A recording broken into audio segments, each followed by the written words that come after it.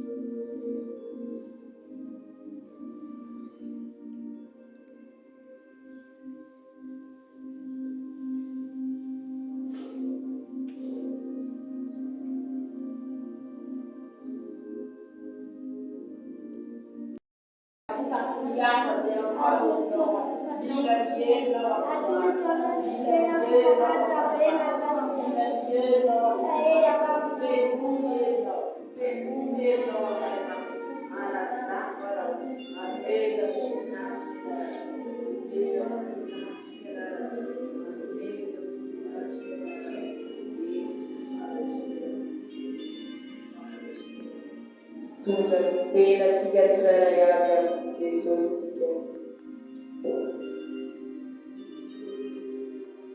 Ibu faremos, Angatori para paide, e para paz avança, Angatori faremos na amém. Para paz avança.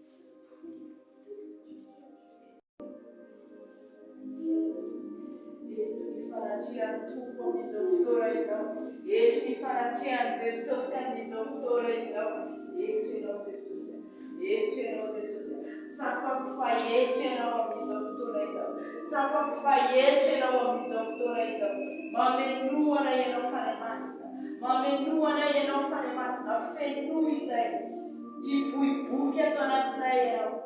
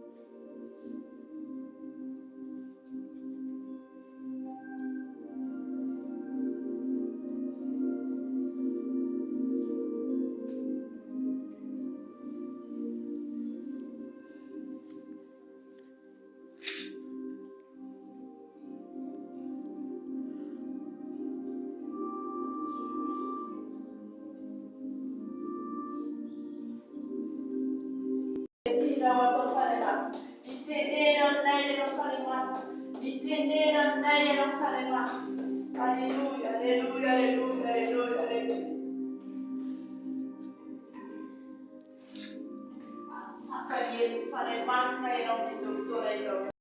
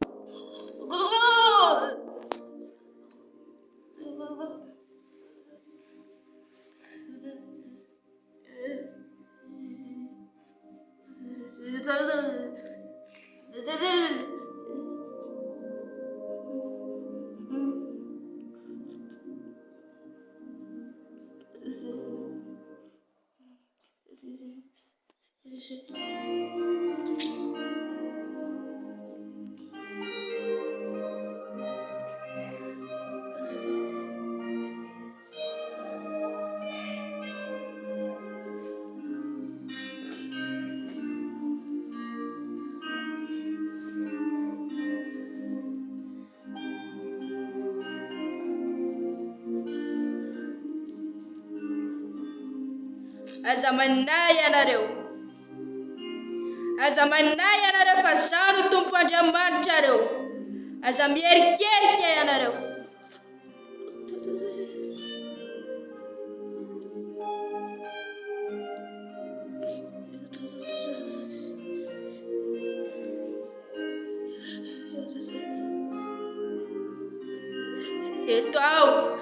Então miero nareu.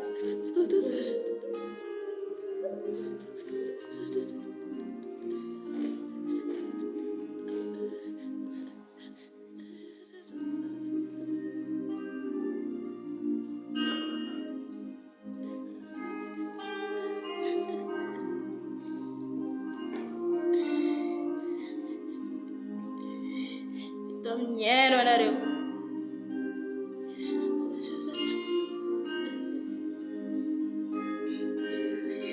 Fila mi turni fila zanzara yarareu.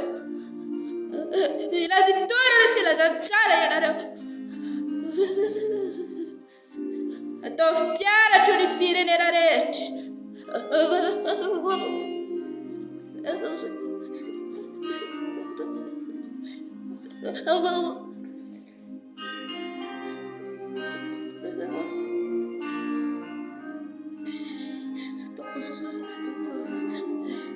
Vive pai yarareu, bizurru yarareu. Fai faccate di faza calla.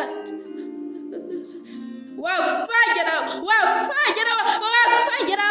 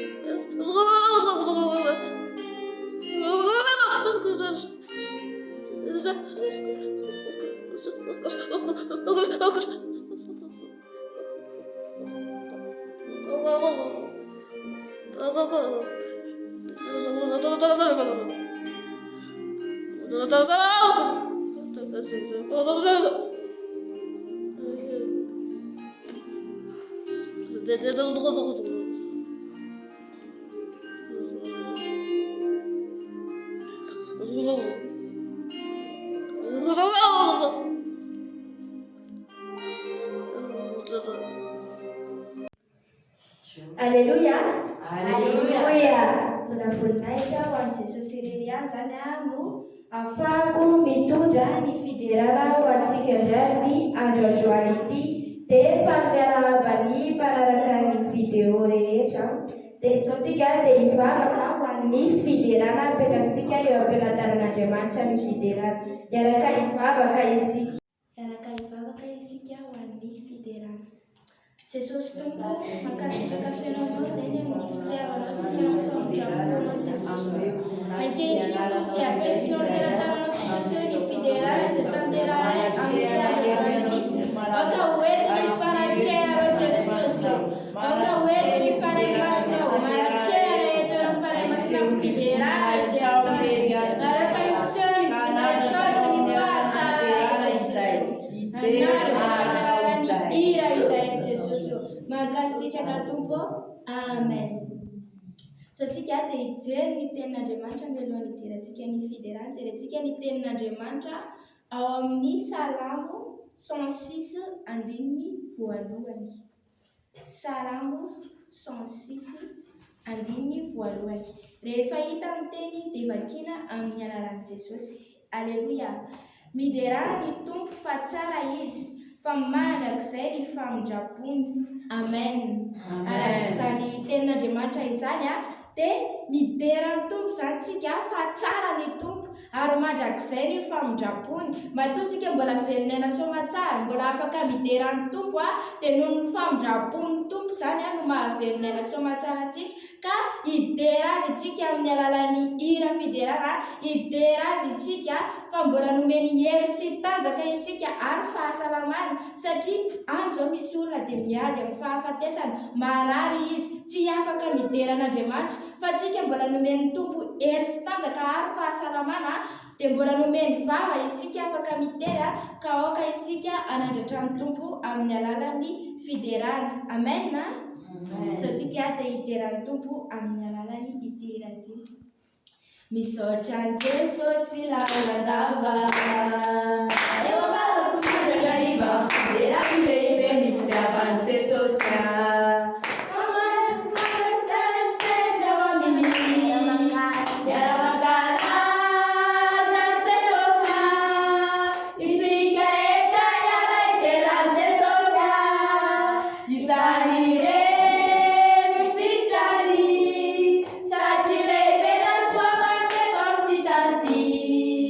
Yarangala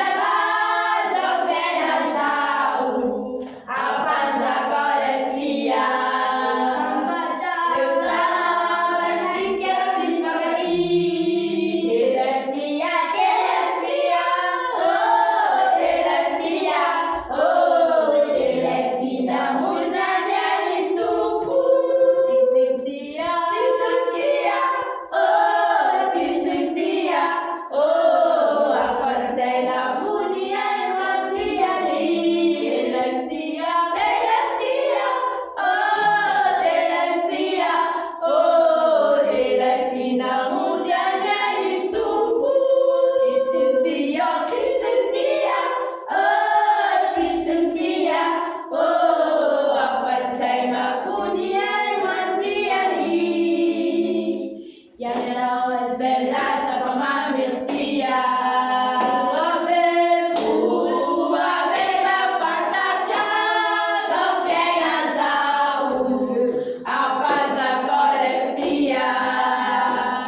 Deus sabe se quer me falar aqui. E a nós é laça pra mamertia. O ave pra fanta já, só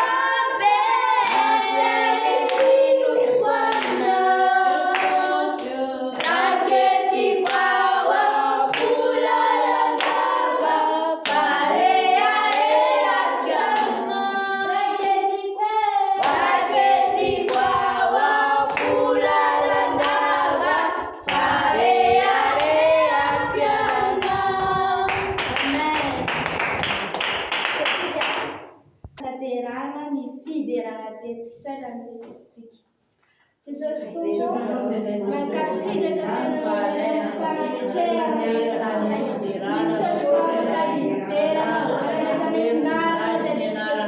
Misaotra fa afatanao mianatra satria ianao ilay Andriamanitra mahery indrindra, Andriamanitra daraka lela, Andriamanitra tsisy azo oharina aminao. Jesosy mahery ianao, tsara ianao,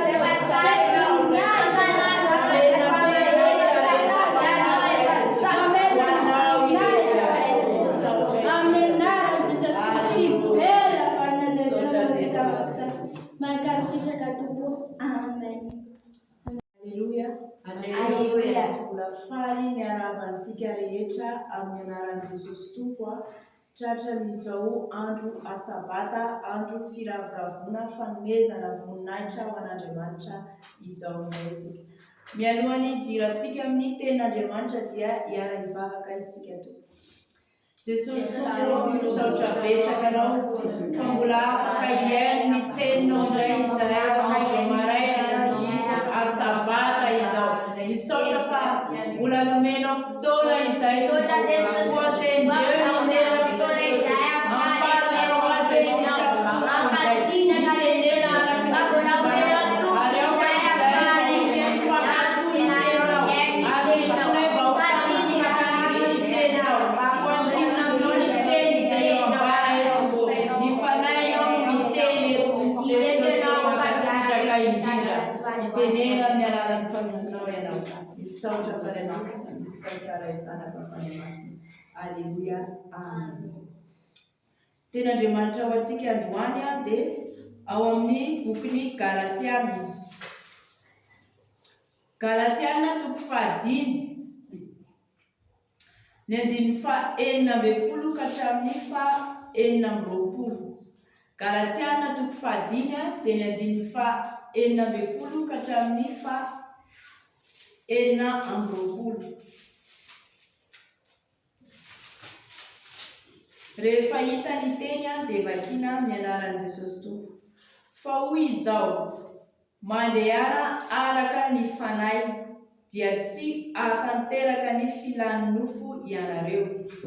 Fa ny nofo manohitra ny fanahy, ary ny fanahy manohitra ny nofo, ary mifanohitra izy roa mba tsy ahazonareo manao izay zavatra tianareo. Fa raha tarihin'ny fanahy ianareo dia tsy mba ambany lalàna. Fa miharihary ny asan'ny nofo dia izao: fijangajangana, fahalotona, fijejoejona, fanompontsampy, fanaovana ody ratsy, fandrafina, fifandirana, adilay, fiafinafonana, fifampiandanina, fisarahana, fitokohana, fialonana, fahamamona, filalaovan-dratsy, ary ny toy izany izay lazaiko aminareo rahateo, tahaka ny voalazako fahiny koa, fa izay manao izany dia tsy andova ny fanjakan'Andriamanitra.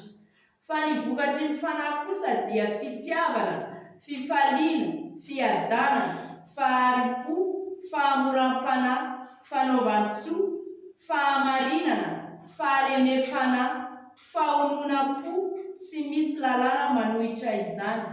Fa izay an'i Kristy Jesosy dia efa nanombo ny nofony mba amin'ny faniriany sy ny filany tamin'ny hazo fijaliana. Raha velona ny fanahy isika dia aoka andeha araky ny fanahy. Aoka isika tsy andrany tena foana ka ifampiaika sy ifampialina. Amen. Amin'ity andro asabata firaviravona ho an'ny Tompo ity. Atao amin'ny boky Galatiana toko 5 diny 4:40 ka hatramin'ny 4:20. Ny tenin'ny Tompo eto amin'ny 4:40 dia milaza hoe: fa hoy izao, mandehana araky ny fanahy dia tsy ahatanteraka ny filan'ny nofo ianareo. Mila zantsika mandeha araky ny fanahy. Takin'ny Tompontsika mila mandeha araky ny fanahy mba tsy ahatanteraka ny filan'ny nofontsika zany. Satria ny nofontsika io dia mila zavatra be da be mihitsy, ny zavatra betsaka no faniriany nofontsika io, tiany nofontsika io. Nefa isika rehefa mandeha araky ny fanahin'Andriamanitra izany dia tsy mahatanteraka ny filan'ny nofontsika rehefa araky ny fanahy. Rehefa ao amin'ny tompo zany tsika dia tsy ny nofontsika intsony no mibaiko atsika fa ny fanahy, ilay fanahin'Andriamanitra ao anatintsika.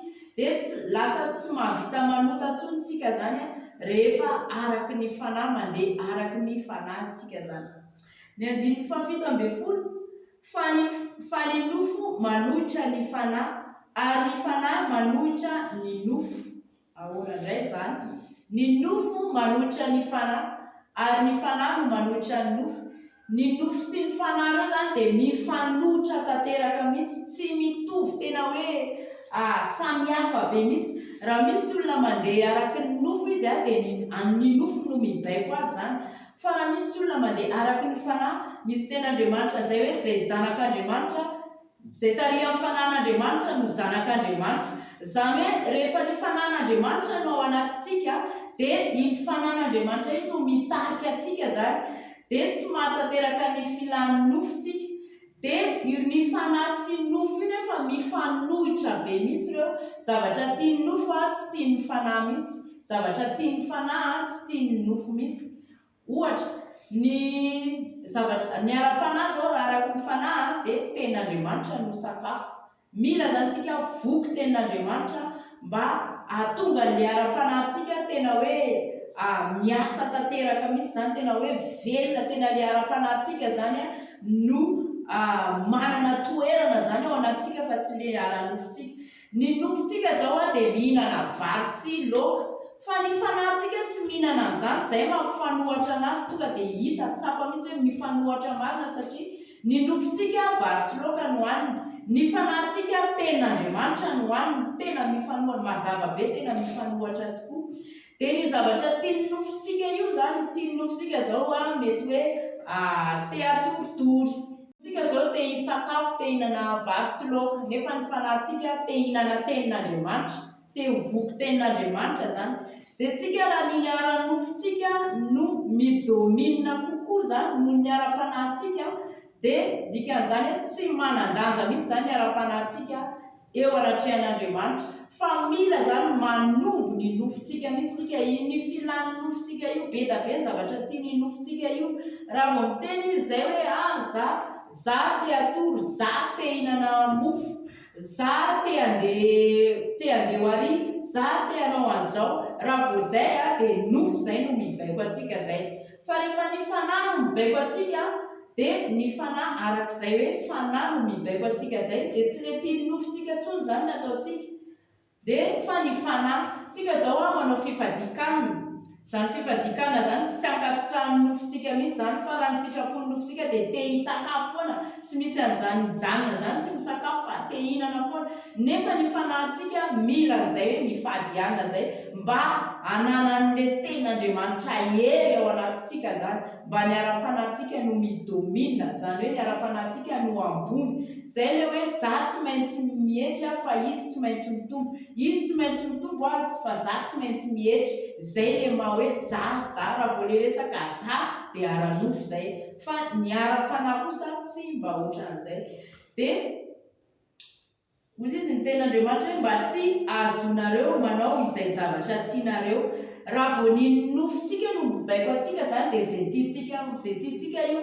Ohatra hoe misy tenenina zany zao ny fanahy masina mibaiko hoe misy tapahana volo, dia nefa raha ny nofontsika tsy te ho tapahana volo zany mihitsy tsika zany, raha ny manofo atsika dia le mahatsikatsika iny zany hoe allo ny voloko ohatran'izao ihany, allo za ohatran'izao ihany. Nefa ny amin'ny ara-panahyntsika tsy mety zay zavatra zay satria misy zavatra efa tsinjony, efa hitany araky ny fanahyntsika zany hoe tsy mahasoa anaty, misy zavatra tsy araky ny sitrapon'Andriamanitra ao anatin'ny voloko ao, dia asain'ny tompo tapahana iny. Dia ny nofontsika nefa tsy tsy manaiky an'izay voloko lava be ty ve dia ho tapahana, dia nefa zay le hoe tsy zay tiantsika zany fa zay tiany le fanahintsika, le fanahin'Andriamanitra ao anatintsika zany, zay tiany le fanahy ao anatintsika zany, satria zay le fanahy miasa ao anaty. Fa raha vao mbola ny nofontsika no miasa no mandidy dia lasa le zay tiantsika foana. Fa rehefa ny fanahy dia tsy manao zay tiantsika tsontsika fa zay tarihan'ny fanahintsika zany. Ohatra hoe mandeha miantsena zao tsika dia amin'ny maha-olombelantsika dia mila tsika misakafo, kanefa raha misakafo tsika dia sakafo zay mety tsy sahaza mahasalama tsika no hohanintsika, fa tsy hoe andeha hividy sakafo hoe misy vola dia andeha hividy sakafo tsika zao zay mahanofo atsika zay. Dia mividy tsika fa raha ara-panahy ny taninan'ny tompo, mila manontany an'ny tompo hoe mahasalama ve ty tompo mahatsara ve nividy an'ity tompo fa raha ohatra hoe le zay tiantsika hoe manana vola dia lasitsika tonga dia mividy zay tiantsika mihitsy tsika dia mbola le ara-nofontsika zay no mibaiko atsika zany. Fa rehefa ara-panahy zavatra hohanintsika, zavatra tafitsika dia ampahafantarin'ny tompo hoe tsy mety aminao io na mety aminao io, zay tsika le ara-panahintsika amin'izay fa tsy le zay tiantsika ntsony. Mazava ve to? Amen. Fa 12 indray. Fa raha tarihin'ny fanahy ianareo dia tsy mba ambany lalàna. Tsika zany rehefa ny fanahy no mitarika atsika, ny fanahin'Andriamanitra moa mazava ho azy no lazaina eto zany. Rehefa tarihin'ny fanahy tsika, tarihin'ny fanahin'Andriamanitra dia tsy ambany lalàna ntsony zany tsika, tsy ambany lalàna itsika fa ao ambany fahasoavan'Andriamanitra indray. Tamin'ny andro taloha, tamin'ny andro Mosesy dia ny lalàna no nanjaka zany, ny lalàna no nanjaka. Fa rehefa maty Jesosy niboana tamin'ny hazo fijaliana dia afa ao ambany fahasoavana amin'izay zany tsika fa tsy ao ambany lalàna ntsony. Nefa ny ten'Andriamanitra eto miteny hoe fa raha tarihin'ny fanahy ianareo dia tsy mba ambany lalàna, tsy ao ambany lalàna ntsony zany tsika rehefa ny fanahy no mitarika atsika, fa ao ambany lalàna tsika raha ny nofo no mitarika atsika zany, raha ny nofo no mibaiko atsika ny nofontsika io dia mbola ao ambany lalàna zany tsika. Fa rehefa ao amin'ny ara-panahintsika hoe miaina amin'ny araky ny fanahin'Andriamanitra tsika dia tsy ao ambany lalàna intsony. Fa miariary ny asan'ny nofo dia izao fijangajangana, janontsika eo fijangajangana. Fijangajangana zany maro be ny endrika atao hoe fijangajangana. Mangala badin'olona dia atao hoe fijangajangana. Ny mijangajanga ihany koa dia mety hoe efa manambady le olona dia mbola miaraka amin'olona any ivelan'ny tokantranony any izy, fijangajangana koa zay, zany hoe manambady olona maro zany. Nefa ny Andriamanitra namorona antsika, namorona olombelona dia vavy sy lahy, dia ireo mpivady ireo ihany ireo namboarin'i Jesosy dia ireo zany no niteraka dia tsika zao le taranaka ny olona taloha tany zany. Dia mandraka ankehitriny iainantsika zao, rehefa namorona vehivavy sy lehilahy Andriamanitra dia ireo no nataon'Andriamanitra ny vady, fa tsy hoe namorona vehivavy 5 Andriamanitra dia lehilahy ray, na hoe namorona lehilahy 5 dia vehivavy ray, fa ray samy ray. Dia mila zany tsika makatoy ny tenin'Andriamanitra fa Andriamanitra tsy namorona lehilahy be da be ho anna vehivavy anankiray, na vehivavy anankiray ho anna lehilahy be da be, fa Andriamanitra dia namorona lahy sy vavy, izany hoe lehilahy iray dia vehivavy ray. Raha ohatra ka ao anatin'izay ianao dia mila miala amin'izay toetra fijangajangana zay ianao, satria zavatra tsy araky ny sitrapon'Andriamanitra zany fa zavatra ara-nofo zany, ara-nofo izay zavatra izay zany. Fahalotona ozy izy nataony, manaraka indray fahalotona dia mety feno fahotana ao anatintsika, feno loto ao anatintsika. Ny fahalotona dia azo atao koa izy hoe fiavina vonana, faratsy. Mila tsika madio ny fontsika aloha voalohany indrindra, satria ten'Andriamanitra manao hoe sambatra amin'ny madio amin'ny fo fa izy no ahitan'Andriamanitra. Mila tsika aloha voalohany indrindra madio fo, dia rehefa madio fontsika dia madio koa ny ivelany zany, fa tsy hoe madio ny fontsika dia ilay aty ivelany maloto be ny akanjo anaovantsika ohatra, na ny fisainantsika maloto madio. Mila madio ny fisainana, ny fo miaraka amin'ny Jesosy zany madio, tena hoe matsapa mihitsy ianao hoe tena alaise mihitsy ianao zany ohatran'izay zany. Dia ny manaraka hoe fijerijejona, tsika rehetra dia samy mahay an'izany atao hoe fijerijejona zany. Tsy ankasitrahan'ny tompo ny fijerijejona zany. Fijerijejona mety misy vehivavy anankiray mety hoe manao kavina izy mba manao izay hampatsara anazy zany izy. Nefa tsika namboarin'Andriamanitra antsika dia tsika naturel ohatran'izao zany. Dia manao izay zavatra rehetra mampatsara ny vatany izy, mampatsara ny tarehany izy. Fijerijejona zany mety hisarihana olona koa zany. Raha vehivavy izy dia mety hoe hisarihana lehilahy, raha lehilahy izy dia mety hoe hisarihana vehivavy satria misy lehilahy jejojejo koa.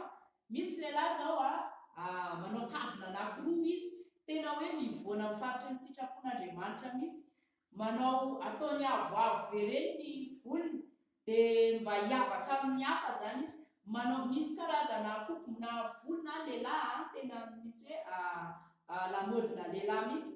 Dia ianao zany rehefa anatin'ilay hoe manaraka lamaody dia efa fijerijejona izay, hisarihana olona, hisarihana vehivavy na hisarihana lehilahy, tsy araka ny sitrapon'i Jesosy izay. Fanompoly sampy koa ny olona makany amin'ny doany, fanompoly sampy izany. Ireny olona mandeha any amin'ireny karazana mpitaiza maro samihafa reny manakalo an'Andriamanitra amin'ireny zany izy, manakalo an'i Jesosy amin'ireny satria eritreretiny hoe mahavonjy azy ireny, eritreretiny hoe mamany olana amin'ireny, eritreretiny hoe manasitra anazy ireny. Mety misy tokoa mety sitrana, mety misy tokoa mety hoe mivany olana, fa raha dinihantsika tsirairay avy miverina indray rehefa kelikely eo. Fa Jesosy rehefa manasitrana izy dia tonga dia manasitrana hatramin'ny farany. Izay natokony dia tsy maintsy faranana, fa tsy hoe manasitrana izy dia avy eo izy mandefa aretina indray. Jesosy tsy manao an'izany. Fa ny Jesosyntsika dia tena hoe izy mahery, mahay zavatra rehetra izy. Ka Andriamanitra tsy mankasitraka ny fanompoly sampy zany. Ny fanompoly sampy reny olona mandeha any amin'ny doany, reny olona mandeha misy karazany maro, ohatra hoe misy olona misy troba reny. Tsika efa mahita karazany be da be raha mijery manao recherche any amin'ny YouTube ihany karazana fanompoly sampy be da be ary zany tena zavatra tsy tian'Andriamanitra indrindra. Samy fahotana daholo ny fahotana rehetra, fa anisan'ny zavatra tena halan'ny tompo dia ny fanompoly sampy satria fandrafitiana an'Andriamanitra izany fanompoly sampy izany. Tena tsy tiany tompo. Raha ao anatin'ny fanompoly sampy ianao dia miala atao ianao fa ho vonoiny devoly ao ianao. Ny devoly mihitsy no hamono anao amin'ny farany. Amin'ny voalohany ianao tambatambazina aloha mety homeny anao izay ilainao, fa alainy indray iny avy eo devoly. Tena izany mihitsy izay mampangalatra ny devoly izay. Ameny ianao dia avy eo alainy indray ny hanomeny anao iny. Mila mitandrina zany tsika miala amin'ireny raha ao anatin'izay fanompoly sampy izay ianao. Fanaovana ody ratsy, io dia mitovy amin'ny fanompoly sampy ihany koa. Ilay fanompoly sampy io manompo Andriamanitra kely zany hoe misy Andriamanitra hafa izay eritreretiny hoe Andriamanitra, satria Andriamanitra tsika manko Andriamanitra tsy hita maso, dia izy mamorona Andriamanitra hita maso hoe io misy sarivongana na io misy hazo io dia io tompony zareo eo. Fa Andriamanitra kely no anaran'ireny zany, fa tsy Andriamanitra nahary ny lanitra sy ny tany. Io hazo io tsy mahay mamorona tany sy lanitra zany. Io sarivongana io tsy miteny, io tsy mamorona tany sy lanitra zany, tsy mahay an'izany io. Fa tsika aza manaiky fitana isika zany. Ny manaraka hoe fanaovana ody ratsy. Ny fanaovana ody ratsy misy any amin'ireny fanompoly sampy reny ihany koa ny voany izay karazana fanaovana ody ratsy izay.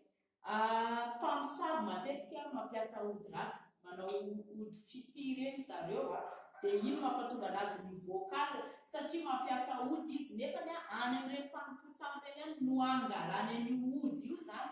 Lasa manao ody izy dia hoe mba mety ohatra raha mpivarotra ilay olona dia ilay manao hoe fandrohitana. Tsika rehetra angamba samy manana an'izany, mba handeha be ny tsenany, mba hisy client be da mahazo client be da be izy dia lasa izy maka ody any amin'ireny fanompoly sampy reny zany. Dia lasa izy mandeha any amin'ireny mpitaiza izay olona mety eritreretiny hoe mety hoe ty olona ty mifanarakaraka amin'ny zavatra eritreretina zany ary zareo tena mahafantatra mihitsy ny olona mpilalao ody ireo tena mahafantatra mihitsy ny faharotoana koa azo tonga dia lazaina ihany koa izy hoe ambara azo ambara mihitsy hoe ianao raha fitafianao zao andeha anatona ny tompo andeha hanandratra azy andeha hidery azy nefa ny amin'ny fitafiana maloto nefa tsika zao raha ohatra hoe andeha eo amin'ny président de la fa le anankiray tsy tianao dia le anankiray mba nany amin'le anankiray no mety hoe mitonginana bebe kokoa dia tsara fa tsy akasitrahany Jesosy zay tsy avy amin'ny tompo zay dia efa fantary fa satanany ao ambadika an'izay zany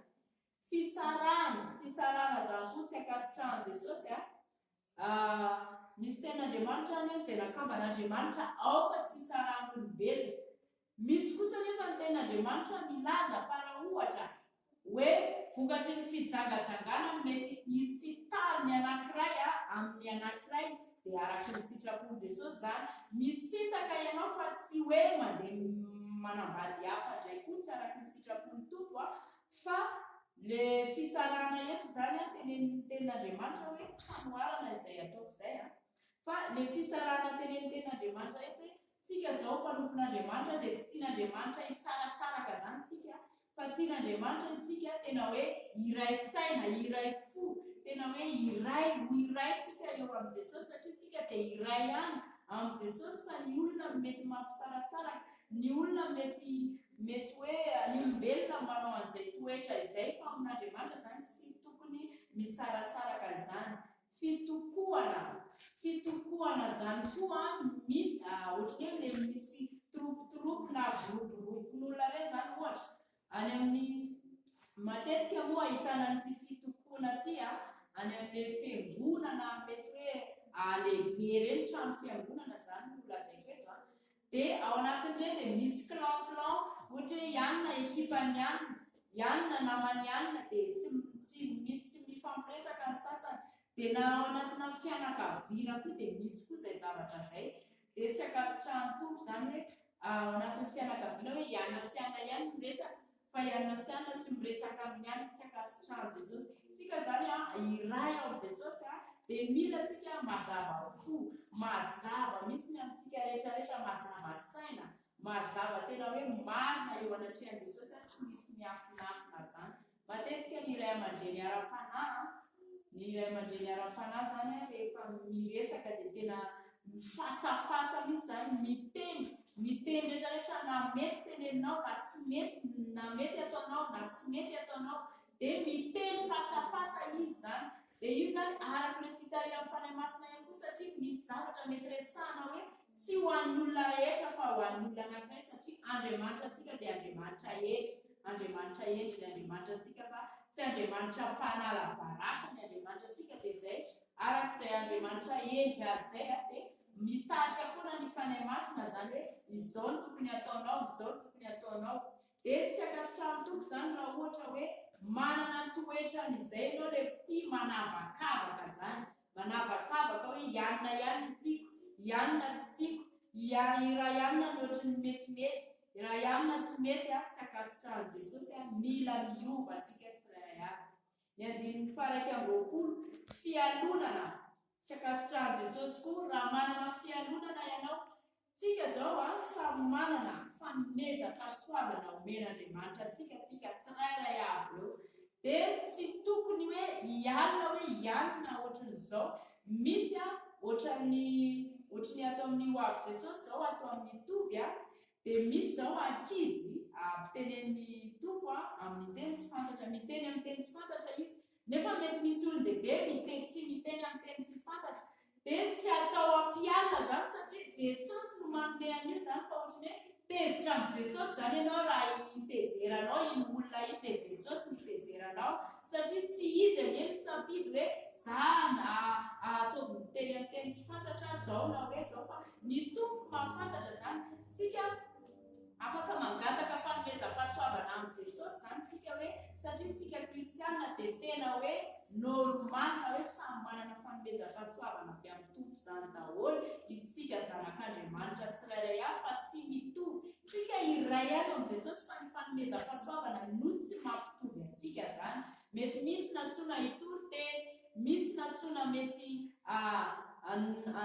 anao androka devoly, misy ny antsoina mety ohatra hoe fanomezam-pahasoavana koa hoe mandry sakafo le olona dia mety tao mikarakara sakafo izy zany samy manana ny fanomezam-pahasoavana nomen Jesosy antsika dia tsy tokony fampialina zany tsika, tsy tian Jesosy zay mifampialina zay. Raha manana toetran'izany ianao dia miala, mbola fotoana izao zany hiala antsika amin'ny fahazaran-dratsitsika rehetrarehetra zany, mbola misy ny fotoana dia manararaota mihitsy, tolomy amanatrehan'ny tompo mihitsy zavatra mety tsy mety afaka aminao fa hain Jesosy manafaka anao, satria ny teny manao hoe raha ny zanaka no manafaka anareo dia ho afaka tokoa ianareo raha ao anatin'izay ianao. Fahamamona, tsy ankasitrahan'i Jesosy ny mamy, tena ty zany raha ireny bara misokatra re zany dia tena tsy hoe tena tsy ankasitrahan'i Jesosy mihitsy ny bara zany. Fahamamona satria vokatry ny fitsanganan'ny bara mahatonga ny olona mamy zany, fa raha tsy misy ny bara tsy misy olona dia zany ianao fa tsy ankasitrahan'i Jesosy fa hovelany amin'ny heri ny fanahinao raha mbola mini mandeha ny amin'ny bara mandeha misotro toaka ianao. Tolory an'i Jesosy ny fiainanao fa izy hanafaka anao. Filalaovan-dratsy ary ny toy izany izay lazaiko aminareo raha teo tahaka ny voalazako fahiny koa, fa izay manao izany dia tsy andova ny fanjakan'Andriamanitra. Zay raha manao an'ireo zany tsika reo ny vokatry ny nofo zany, reo zany raha voagejandreo ianao, raha misy andreo ao anatinao dia mibeba ianao, mibeba fa mbola fotoana izao tena hoe mibeba ianao, fa raha mbola mikiry ianao miazona ireo fahotana ireo dia tsy andova ny fiainana mandrakizay ianao. Afo be no vataninao, tena afo be ary anenina ianao fa tsy misy fanafany intsony rehefa tonga any amin'ny afo be. Mibeba ianao fa tsy ankasitrahan'ny tompo izany. Andininy faharoa amby roapolo fa ny vokatry ny fanahy kosa dia fitiavana, fifaliana, fiadanana, fahapo, fahamoram-panahy, fanaovan-tsoa, fahamarinana. Ny vokatry ny fanahy kosa rehefa mandeha araky ny fanahintsika dia fitiavana no manjaka ao anatintsika, fifaliana no manjaka ao anatintsika, fiadanana. Ianao zany mahatsapa an'ireo zavatra reo rehefa araky ny mandeha araky ny fanahy ianao dia mahatsapa an'ireo mihitsy manam-pitiavana, manana fifaliana, feno fiadanana, maro-po zany hoe maharitra amin'ny zavatra rehetra ianao zany, fahamoram-panahy, fanaovan-tsoa, manao soa. Be da be ny olona manao soa, be da be ny olona manao soa, fa misy olona tsy mivavaka fa manao soa izy. Zay mety fanomezam-pahasoavana ho anazy, kanefa izy raha vao tsy mijoro tsara ao amin'ny faritry ny sitrapon'Andriamanitra na manao soa azany dia tsy afaka ny andova ny fiainana mandrakizay. Fa tsika zany raha manao soa, manao zavatra mieritreritinao hoe tsara le izy dia tsy maintsy ampiarahana amin'ny sitrapon'Andriamanitra foana le izy, fa tsy mandeha miara-nofo be fotsiny tsika zany fa araky ny sitrapon'ny tompo. Na tsika manao soa io azany mety tsy ny olona rehetra nge no azo anaovana soa, fa rehefa tarihan'ny fanahy ianao hoe olona mandeha any amin'ny figadrana, any am-ponja any ianao manao soa, zay ny fitarihan'ny fanahy masina anao dia any. Fa tsy mety hoe tsy ny olona zay hitanao, fa io zany mila tsika manontany amin'ny tompo foana amin'izay rehetra ataotsika.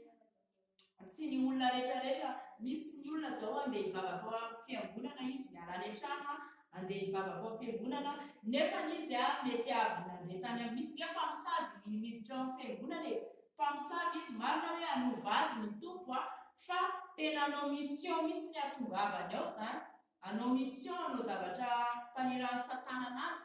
Dia tsika mila mitandrina foana amin'ny olona mifandray amintsika koa, fa tsy hoe manao soa tsika izay olona mandondona ny varavarana hoe tsy misy fa mba hampindramo ohatra zany dia omentsika daholo, nefa ny tsy hainao izay zavatra tena hoe mission ataony na zavatra ho ataony. Fa io satana io tena tsy kely lalana, dia tsika mila feno fanahy foana mba halalantsika ny sitrapon'Andriamanitra zany. Tsika mitoro ny filazoan-tsara, kanefa na mitoro ny filazoan-tsara mila manam-pahendrena foana ihany koa tsika amin'ny zavatra rehetra izay ataontsika, hitorintsika ny filazoan-tsara an'Andriamanitra zany, mba itsika no tahafin'ny olona zany dia ny andiny manaraka hoe fanaovan-tsoa fahamarinana. Mila manao fahamarinana ihany koa tsika zany mandeha amin'ny fahamarinana. Fa tsy ankasitrahan'ny tompo isika raha ohatra ka hoe manao zavatra tsy amin'ny fahamarinana. Mila zany ny tompo mahatoky mihitsy. Fa raha olona tsy mahatoky zany no mipetraka eo amin'ny toerana anankiray izay mety hoe tsika olombelona indraindray misy matetika olona rehefa tsy tarihan'ny fanahy izy dia mety ho fahalalana no mibaiko anazy zany. Dia rehefa fahalalana no mibaiko anazy mety mieritreritra ty olona akaikikaiky anaty na ty olona ohatran'izao ty le fijeriny masontsika zany no mibaiko atsika dia manjary voafitakintsika zany. Fa mila tsika tarihan'ny fanahy foana mba hahafantarantsika ny sitrapon'Andriamanitra hoe olona ohatran'izao mariny ty olona ty, tena olona azo antoka ty olona ty, tena olona azo atokisana, azo tena hoe raha petraka amin'izao ty olona ty dia olona mahatoky. Tsika zany mila olona mahatoky eo anatrehan'i Jesosy zany, tena hoe mpanompo mahatoky tsika zany. Rehefa tenen'i Jesosy tsika hoe zao ny ataontsika Jesosy tena tsara io Jesosy tsika io satria izy tsy andeha hanompo zavatra ratsy ho anao na hitondra zavatra amin'ny ratsy ho atsika fa ho amin'ny tsara foana. Fa tsika mety mieritreritra indraindray hoe sarotra be ny hanatanteraka an'ity zavatra ty, nefa matontompo ny teny dia vitanao izany, hainao izany, matontompo manendry anao. Fa tsika zany mila mandeha araky ny fanahy zany, araky ny fitarihan'ny fanahin'Andriamanitra foana amin'izay rehetra ataontsika. Na zavatra vidintsika any an-tsena io azy, na akanjo vidinao any an-tsena io azy, dia mila tarihan'ny fanahy masina ianao hoe mety ve ty akanjo ty tsy hainao na akanjo ohatra hoe akanjo olona maty na lain'le olona tany dia amidiny le izy tsy haintsika dia misy fanahy manaraka. Mila zany tsika tena hoe feno fanahy foana amin'izay rehetra ataontsika. Fa ohatra koa zany hoe ohatra mangetaheta ianao any an-dalana dia zay trano hitanao zany dia hidiranao mba omero rankely azafady, tsy azontsika kristianina atao mihitsy zay. Tsika mila mitandrina amin'ny rehetrarehetra amin'izay na dia farak'izay bitika indrindra azy, mila mitandrina tsika zany satria devoly tsy kely lalana zany. Devoly tena hoe fetsifetsy izy, fa tsika koa rehefa fanahin'Andriamanitra no anatintsika tsy misy voafetsin'ny devoly zany eo. Zay. Amen. Andiny fahatelo amby roapolo fahalemem-panahy fahaononam-po. Andiny fahaefatra amby roapolo fa izay any Kristy Jesosy dia efa nanombo ny nofiny mba amin'ny faniriany sy ny filany tamin'ny hazo fijaliana. Ny andiny fahatelo amby roapolo hoe fahalemem-panahy fahaononam-po tsy misy lalàna manohitra izany, fa izay any Kristy Jesosy dia efa nanombo ny nofiny mba amin'ny faniriany sy ny filany tamin'ny hazo fijaliana. Tsika zany rehefa any Kristy Jesosy, rehefa any Jesosy tsika dia efa nanombo ny nofiny, ny nofontsika zany mba amin'ny faniriantsika sy ny filany tamin'ny hazo fijaliana. Efa nanombo ny faniriantsika sy ny filantsika zany tsika, efa tsy tsika intsony zany rehefa ao amin'ny Kristy Jesosy. Zay zany no ahalalàna ny olona anankiray tena efa ao amin'ny Kristy Jesosy ny olona anankiray efa tsy izy intsony ny mibaiko anazy zany, tsy le nofony intsony, tsy le hoe izao, fa efa ny fanahy izay mitarika anazy zany. Na ianao mivoaka ny trano io aza dia mila manontany fanahy masina hoe mety ve fanahy masina raha andeha ho any an-danina, fa tsy hoe zay tiantsika hoe andeha ho any an-danina amin'izao dia tonga dia izao dia izao, tonga dia izao. Fa mila zany tsika mametraka ny programantsika rehetra eo anatrehan'i Jesosy satria indraindray mety misy zavatra tsy mahasoanao ny voanao any, ny voanao ny trano, nefa ny ianao mandeha mivoaka ihany satria tsy manontany fanahy masina tsika dia lasa misy zavatra miseho mitranga. Dia tsika mila manontany fanahy masina foana, ahoana fanahy masina, andeha ve za, anao an'izao ve za, vidiko ve ty, mety ve ty, dia mila manontany fanahy masina foana tsika. Fa rehefa any Kristy Jesosy tsika dia efa nanombo ny nofontsika zany, ny nofony momba ny nofontsika sy ny filany zay rehetra faniriantsika, efa tsy le zay tiany nofontsika intsony zany, efa tsy tsika zany. Fa raha mbola ao anatin'izay ianao, za tsy manaiky an'izany fa za zao, za tsy ohatran'izao dia mieritrereta fa mbola le ara-nofo zay ianao, mbola mandeha ara-nofo be zay ianao fa tsy araky ny fanahy. Raha mbola le hoe za zay tiako, Zay za zao ohatra hoe zanako ty dia zay tiako anaovana anazy, tsy izay tsy manana zo ohatran'izay tsontsika zany. Marina mikarakara tsika, ataon'i Jesosy antsika fitaovana reny ray aman-dreny le zaza, fa Jesosy zany rehefa nifidy an'io zaza io dia fa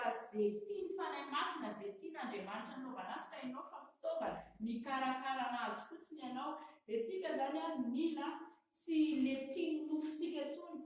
Ohatra hoe za zao mananjanaka dia zay tiako atao amin'le zanako hoe tsy maintsy manaraka anahy ianao, na tsy maintsy mandeha ianao, na tsy maintsy hoe zao ny ataonao zao, efa tsy izay intsony, fa manontany fanahy masina hoe fanahy masina araka ny sitraponao ve zao, mety ve zao ataoko zao. Dia mila zany izay mandeha araka ny nofo ara-panahintsika raha ohatra izay no tenenitsika zany. Ny 520 raha velon'ny fanahy isika dia aoka andeha araka sainanao zany amin'ny sakafo na efa masaka ve zay ny sakafo, efa te hihinana zany. Dia tsika tsy tokony ohatran'izay intsony zany raha vao ny fanahy mivelona ao anatintsika, tena tsika tsy mahatsiaro reraka zany tsika, tsy mahatsiaro nona zany tsika zany, fa matoy ianao zay raha hoe fifadikanana iray andro mety misy izy ianao nareo fa zatra an'izany, nareo zao, fa rehefa tena avy amin'ny tompo io tsy maharay nona zany ianao, tena hoe le fanahy mihitsy no mivelatra be ao anatinao zany, tsy misainisaina ohatrany hoe tena adininao mihitsy ny tontolo rehetra zany, adininao avokoa. Fa tsika raha vao mbola ao anatin'ny nofo zany, raha vao miaina amin'ny nofo, tsy velon'ny fanahy tsika fa velon'ny nofo, dia mahatsiaro nona na tsy mahavita na dia tapakandro fotsiny ary, fa dia efa tena hoe ohatran'ny fahoriana fijaliana be mihitsy le iainana hoe tsy misakafo tapakandro. Fa tsika rehefa velon'ny fanahintsika dia feno ten'Andriamanitra, mila fenona ten'Andriamanitra koa ny fanahintsika io, satria ny sakafon'ny fanahintsika dia ten'Andriamanitra, mila feno ten'Andriamanitra zany tsika, mba tsy hahatonga an'ilay ara-nofontsika zany hoe idomina zany dia hiara-panahintsika vikisana ten'Andriamanitra. Mila feno vavaka, mila mifandray amin'i Jesosy, mila manao louange, mila manao fifadikana ianao mba hampihety an'ilay ara-nofonao mihitsy zany, mba hisandratan'ny ara-panahinao zany. Dia ny andininy 520 farany hoe aoka isika tsy andrano-tena foana ka hifampiaika sy hifampialina. Io fa mbola naveriny tompo indray, naverina indray le ten'Andriamanitra hoe fialonana. Mila mitandrina zany tsika amin'ny resaka fialonana io, satria zavatra kely dia mety hahatonga fialonana ao amin'ny olona anankiray, ary misy mihitsy ny any ivelany any zany, any ivelany any amin'ny fiarahamonina any zany, zavatra tsisy dikany amonoan'olona tena mihafahafatesana mihitsy io resaka fialonana io. Ka mila mitandrina tsika tsirairay avy zany, tena hoe mila mitandrina hoety eo anatrehan'i Jesosy raha ohatra ka misy an'izay ao anatinao, zay fialonana zay hoety eo anatrehan'ny Tompo, fa ny Tompo hanafaka anao, satria Jesosy mpanafaka i Jesosy tsika io. Alleluia. Ny tenin'Andriamanitra ny tenin'Andriamanitra tsika androany zany dia tsika mila miala amin'ny tsy mandeha araky ny nofontsika, fa mila mandeha araky ny fitarihan'ny fanahy zany, fitarihan'ny fanahy masina. Dia eo amin'ny 520 mila manana an'ilay vokatry ny fanahintsika zany. Vakitsika tsara rehefa any an-trano dia mila manana an'ireo tsika, efa ny vokatry ny fanahy kosa dia fitiavana. Mila manana fitiavana tsika, mila manana fifaliana, fiadanana, mila tsapanao zany zay. Rehefa mahatsapa an'izay ianao eo amin'ny fiainanao, vakitsara ny 520 dia tena hoe efa ao amin'ny Jesosy mihitsy zany ianao, tena efa hoe matohatra an'ilay fakapana maro samihafa le tenenin'ny ten'Andriamanitra eto hoe le eo amin'ny andininy 520 efa miharihary ny asan'ny nofo. Dia izao fijangajangana, raha mbola anaty fijangajangana mila miara amin'izay tsika, fahalotona, fijerijejona. Jereo tsara fa mifanohatra marina mihitsy ireo. Ny andininy 520 sy ny 520, vokatry ny fanahy kosa dia fitiavana. Ny zavatra ataon'ny nofo nefa tsy izay fa zavatra hafa mihitsy, makahala, sty, tena hoe mametsifetsy, zany zao zavatra ny nofo daholo zany rehetrarehetra zany. Fa ianao rehefa ao anatiny miaina amin'ny fanahy, miaina amin'ny fitarihan'ny fanahy masina, dia mila manana fitiavana, mila manana fifaliana, fiadanana, faharoa, fahamoram-panahy, fanaovan-tsoa, fahamarinana. Mila miaina amin'izany zavatra izany ianao rehefa ny fanahy no mitarika anao zany.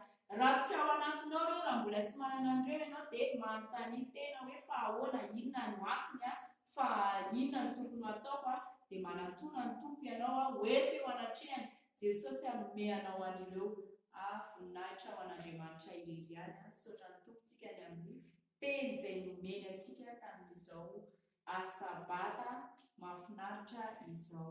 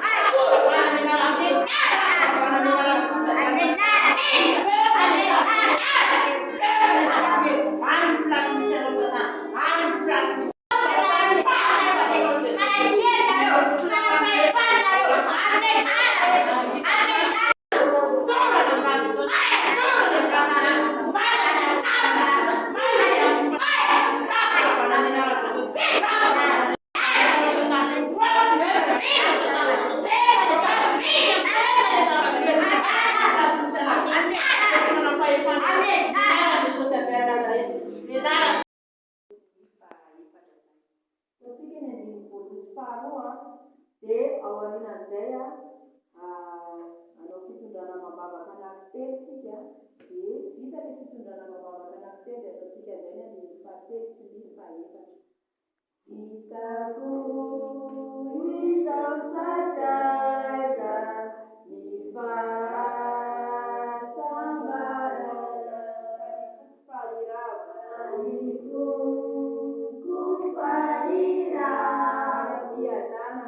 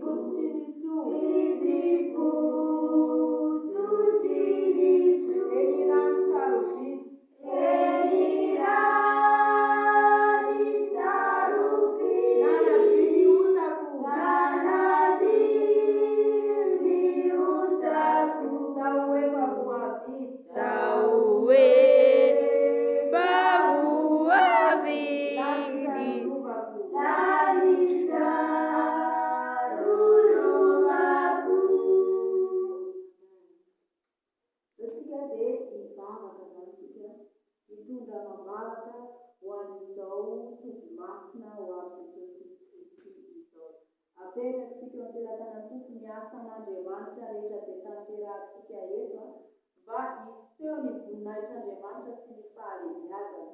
Hivavaka ihany koa tsika ao anatin'izay ho an'ireo ray aman-dreny miara-panahy izay loha izay apetraky ny tompo mitondra zany mitarika izao toby ho avy Jesosy izay ny andraikitra tokony andraikitra voalohany indrindra zany.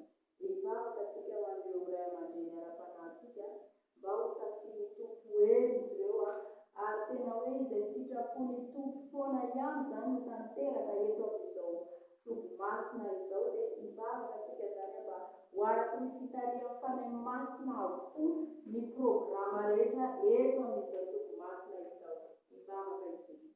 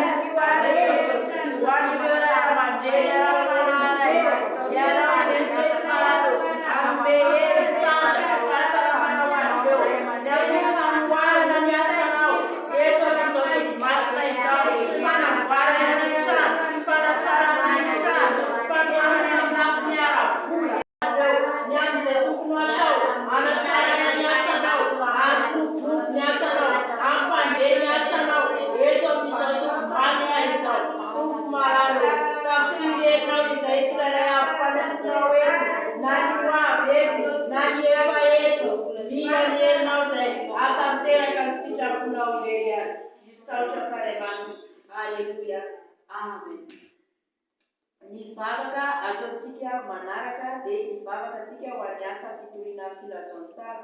Teo ny tompo dia milaza fa tory ny filazaon-tsara koa izy nataony. Mbola tsy nanao tsika zany matoa ny tompo tsy hoe mbola tsy nanao efa nanao tsika fa mila mitohy ihany foana zany izay. Ka hivavaka tsika ho an'ny asa fitoriana filazaon-tsara na eny an-dalana izany na eny ankalamanjana apetrakantsika amin'i Jesosy mihitsy no mitari-dalana zany ary mba tsy menamenatra tsika satria ny ten'Andriamanitra manao hoe izay menatra dia mba ho menatra azy koa hozy izy ny ten'Andriamanitra hozy izy Jesosy. Ka hivavaka tsika mba nitafiany Jesosy hery atsika mba hanalan'ny fahamenamenarana rehetra ny tompo hiasa misy Jesosy hanampy atsika ny olo-tsaina atsika ny amin'izay tokony atao mba hakasika fanan'olona ihany koa ny fitoriana ataontsika na any anaty bus na eny amin'ny lalana na eny an-tsena zany. Mety tsy voatery hoe tabataba tsika fa mety manampina olona dia miteny tsika fa tsika le manatanteraka mihitsy no tadiavin'i Jesosy sy takiny dia hivavaka zany. Hiditra misy fitondrana mavavaka manaraka isika hivavaka isika ho an'ny ireo mpanompo sambo zany eto amin'ny tanindrazantsika satria io mpanompo sambo io zany aloha no tena fototra mampahantra ny firenena malagasy voalohany indrindra zany. Presque ny eto Madagasikara dia manompo sampy avokoa zany olona rehetrarehetra mihitsy zany. Tena efa vitsy zany hoe manaraka an'i Jesosy amin'ny fahamarinana zany fa tsy maintsy mivivina zavatra kely foana, tsy maintsy misy zavatra kely foana mitsofotsofoka mipetrapetraka any anaty trano any amin'ny fitoerana maro samihafa any. Dia hivavaka tsika mba tena hoe hamanga izay olona mpanompo sampy reny mihitsy Andriamanitra zany tena hivavaka tsika mba hifona ho azy reny aloha tsika dia angatantsika mba hamaly an'izy reny Andriamanitra zany mba hivany izy reny mba hialana ny fahazara-dratsy satria fotsika ny firenentsika zany raha ohatra ka ary tena hiara-ny fahatezeran'ny tompo mihitsy raha ohatra ka vola miziriziro zany hoe ity no mahalasa lavitra anay, ity no mahatafita anay kanefa ny any amin'ny lalana tsika ary very any amin'ny elo avokoa mihitsy be dia be no very any amin'ny elo vokatry ny mpanompo sambo. Ka hibebaka amin'ny Jesosy tsika hibebahantsika amin'ny Jesosy ireo olona mpanompo sambo eo mba hivany hialana amin'ny fahazaran-dratsiny. Mamao Kristina no angatansika no an'izay afaka mitondra vavaka ny mpanompo sampy a Madagasikara. Misaotra anao tompo fa Izany koa ny tena fototry ny fahantrany eto amin'ny tanindrazana. Mamaly ny tsirairay avy izay Jesosy mifona ho azy, mifona ho an'ny tsirairay, mifona ho an'ny lehibe mpanompo sampony iny, mifona ho azy Jesosy amin'ny tsy fahafantarana, mifona ho azy amin'ny fitiavan-tena, mifona ho azy koa Jesosy ny amin'ny zavatra rehetra izay fikarakarana fantany fa mety atao amin'ny olona, mifona ho azy Jesosy, mifona ho an'ny olona koa izay nandray amin'izany. Ko ankehitriny Tompo dia atolotra ifeny eo felan-tananao Tompo mifonana ho an'izy ireny tsirairay avy, ho an'ny mpanompo sampy eran'i Madagasikara. Dia mandrafy ho aminy mamelà melony Tompo, ianao ny hitahiry azy, ianao ny hanova azy, ianao ny akaiky azy Tompo, ny amin'izay zavatra tsy mety, ny amin'ny zavatra tsy araka ny sitraponao ka ny tanterahany. Dia misaotra anao izay Jesosy eo, fa afaka mifono, afaka ho an'ireny mpanompo sampy tsirairay avy ireny. Dia misaotra anao Tompo. Dia zavatra ifona ho an'ny Tompo ho amin'ireny mpanolona dia ireny dahalo ireny ihany koa. Ireny zany dia misy fandraisany amin'ny mpanompo sampy ihany koa zavatra ataon'izy ireny satria tsy mahasamanao foana zany ireny raha tsy misy zavatra ratsy zany ao ambadika ny zavatra ataon'izy ireny, misy fanahy miasa mihitsy zany ahatanterahany le tiany hatongavana mihitsy zany. Ka ifonantsika ho an'ny dahalo voalohany indrindra, ho an'ny mpamono olona ihany koa satria raha tsy mandeha any amin'ireny mpanompo sampy ireny, ireny mpamono olona ireny maka ody zany ho an'ny mpamono olona tsika, ho an'ireny mpiviolina ireny ihany koa ifona ho an'ireny tsika mba nitompo mihitsy zany hamangy azy ireny, hanova azy ireny hialana amin'ny fahazaran-dratsiny izany. Taty andro no angatahana anao izay zavatra. Ireo olon-dratsy eto amin'ity firenena ity, mifona izao an'ireo mpamolana, mifona koa izay an'ireo mpangalatra, ireo mpanao an-kelina, an'ireo dahalo. Fantatrao Tompo fa ho an'ireo mpamono olona koa, fantatrao fa tsy ankasitranao zany toetra sy fomba fanao zany, fa ianao Jesosy no hamangy azy ireny ary hanafaka azy ireny amin'izany zavatra ratsy ataony izany. Mandrafy fo amin'izy ireny Jesosy eo. Misy amin'izy ireo efa te hiala nefany misy fanahy mihazona anazy, dia ianao Jesosy no ampahafantatra azy ireny marina. Ianao kokoa hamindra fosy hanafaka azy ireny ahafahany tsy manatanteraka an'izany intsony. Dia aoka mba tena fongorona eto amin'ity firenena ity izany asa ratsy resatana rehetra izany. Dia rakofa amin'ranao ny firenenay, aoka mba tena hoe hisy fandriampahalemana mihitsy eto amin'ity firenena ity, mba tena hoe alefy mihitsy izany fangalarana sy famonon'olona sy ny famolanana zany. Dia matoky izay Tompo fa hiasa eto amin'ity firenena ity ianao hampitsahatra an'izany asa ratsy izany. Dia izany vavaka sangatray Tompo, izy efa miaina ianao dia voninahitra teo aminao irery ihany. Amen. Dia hivavaka isika, ifona ihany koa isika ho an'ireo mpamosavy zany, ireo mpamosavy mivoaka amin'ny alina. Misy ny mpamosavy mety tsy mivoaka alina izy fa misy koa olona ratsy toetra, ratsy fanahy dia efa azo atao hoe mpamosavy izy mety manao zavatra tsy mety amin'ny olona eo akaikiny izy, tsy voatery mivoaka alina izy fa manao zavatra ratsy amin'ny fiarahamonina ihany koa izy fa tsy mivoaka alina.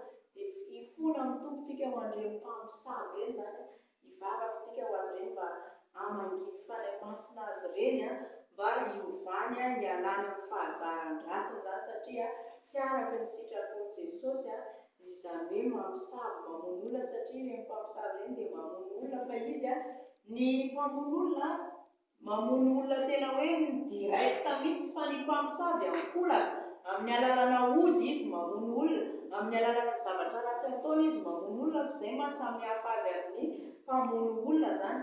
Ka ifona amin'i Jesosy tsika ny amin'ireo asa ratsy na mpamosavy ireo zany, tena hoe fongoran'Andriamanitra mihitsy koa ilefy mihitsy zany ny asa ratsin'izy ireo, tena hoe ny Tompo no hiasa ao anatin'izy ireo zany tsika mitondra mambavaka dia Jesosy no miasa mba hiovany hialany amin'ny toetra ratsiny ka sia hivavaka Enderstombo malalana izay rehetra mbola mitondra mambavaka izay ho an'ireny mpamosavy ireny Jesosy. Tsy voatery hoe mivoaka alina Jesosy izy ireny fa ao ny manao ody ratsy mamono ankolaka, mifona ho an'izy ireny izay ny amin'ny tsy fahatanterahany, mifona ho an'izy ireny izay Jesosy mamindrafo mamelany heriny Jesosy fa tsy fantany izay ataony, mifona ho an'izy ireny izay hainao hamindrafo amin'izy ireny, mamelany heriny mamindrafo aminy hainao diovy amin'ny ranonao izy, hainao ny hamangy azy hikasika azy any amin'ny toerana izay misy azy, tsy hatafatombona azy nenao ary engany Jesosy mba hainao mihitsy hikasika anazy any amin'ny toerana izay misy azy any, dia hainao no hamindrafo aminy. Moka Tompo mba tsy hianatra amin'izy ireny ny fahateseranao no mankasitraka Tompo. Amen. Yaranena mandeha tongotra na mandeha fiara ombana ianao fanemasina afenao manelatrao izay hitany fahavalany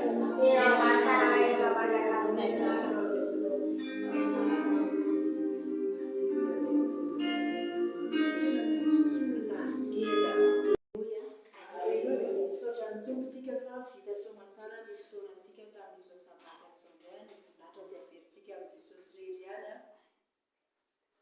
dia ho ataontsika ny hira le hoe isaorana aneny dia aorianan'izay ataontsika ny vavakana ampianaran'ny Tompo. Isaorana ane, isaorana ane, isaorana ane anarany Tompo, aleluia. Isaorana ane, isaorana ane, isaorana ane anarany Tompo, aleluia, aleluia, aleluia. Isaorana ane anarany Tompo, aleluia, aleluia, aleluia. Isaorana ane anarany Tompo.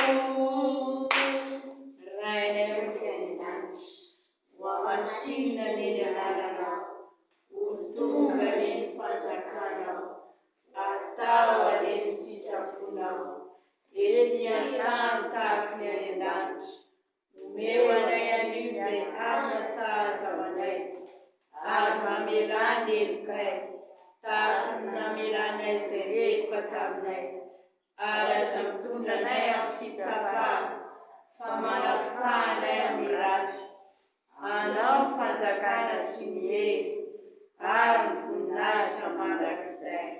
Amen. Masina ny Tompo, masina ny Tompo, masina ny Tompo, Andriamanitro. Masina ny Tompo, Andriamanitro, masina,